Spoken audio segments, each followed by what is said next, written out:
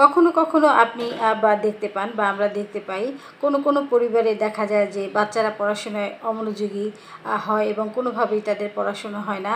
আবার কখনো কখনো দেখা যায় যে প্রতিবেশীদের সাথে ঝগড়া বিবাদে দীর্ঘ একটা সময় নষ্ট হয়ে যায় এবং এই প্রতিবেশীদের সাথে ঝগড়া বিবাদের কারণে একটি পরিবারের মানসিক শান্তি বিঘ্নিত হয়ে থাকে।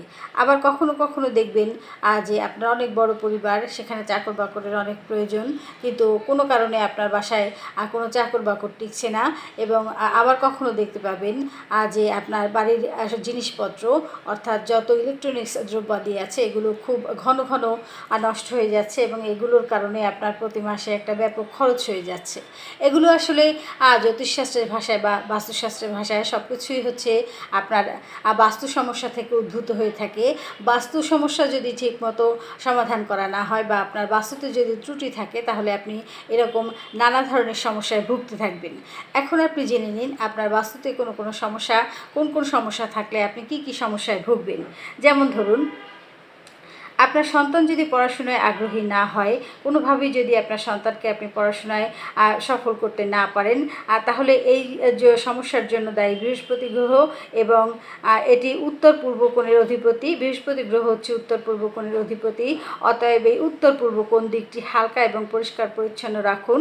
উত্তর পূর্ব কোণে যদি ভারী জিনিসপত্র, আবর্জনা বা টয়লেট থাকে তাহলে কিন্তু আপনার বাস্তুদোষ তৈরি হচ্ছে এবং এই বাস্তুদোষের কারণে আপনার শিশুর লেখাপড়ায় বাধা বা বিঘ্ন তৈরি হচ্ছে এবং আপনার সন্তানটি কোনোভাবেই পড়াশোনায় মনোযোগ দিতে পারবে না।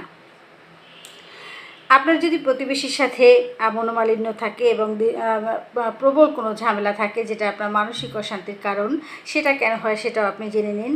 এর প্রধান কারণ হলো উত্তর পশ্চিম কোণের ত্রুটি।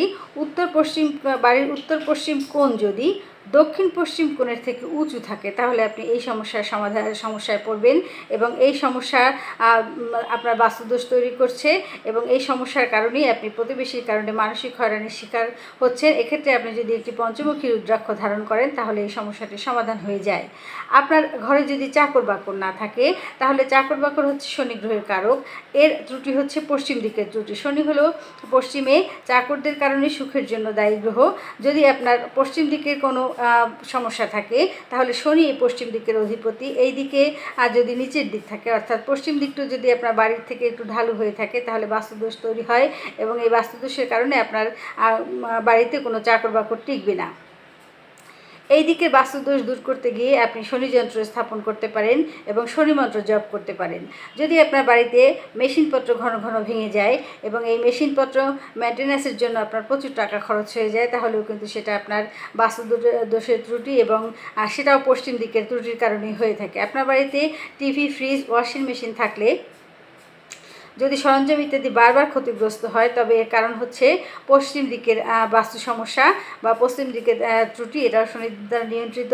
এখানে যদি বাস্তুদোষ হয়ে থাকে তাহলে আপনার ঘরের জিনিসপত্র ভেঙে যাবে এবং আপনি এক্ষেত্রেও আপনি শনি মন্ত্র জপ করতে পারেন এবং শনি যন্ত্র স্থাপন করতে পারেন। তাহলে কিন্তু আপনার এই পশ্চিম দিকের ত্রুটি দূর হয়ে যাবে। পশ্চিম দিকে যদি ত্রুটি থাকে তাহলে কিন্তু নানা ধরনের সমস্যায় আপনি বাস্তুদোষে শিকার হবেন। আপনার ইচ্ছা পূরণ হবে না, আপনার ছেলে মেয়ে পড়াশোনা করবে না, আপনার নানা ধরনের সমস্যা হবে। আর সেক্ষেত্রে যদি আপনার মনে হয় যে আপনার পশ্চিম দিকে ত্রুটি আছে তাহলে কিন্তু আপনি মূল দরজার উপরে একটি ঘোড়ার নাল স্থাপন করতে পারেন। আপনি দিক এবং সমস্যা সম্পর্কে জানলেন। এখন আপনি আপনার সমস্যাটি ফাইন্ড আউট করে তারপর আপনি সেই হিসেবে ব্যবস্থা নিলে আপনি আগের থেকে অনেকটা বেটার ফিল করবেন, সুখী বোধ করবেন। ধন্যবাদ সকলকে।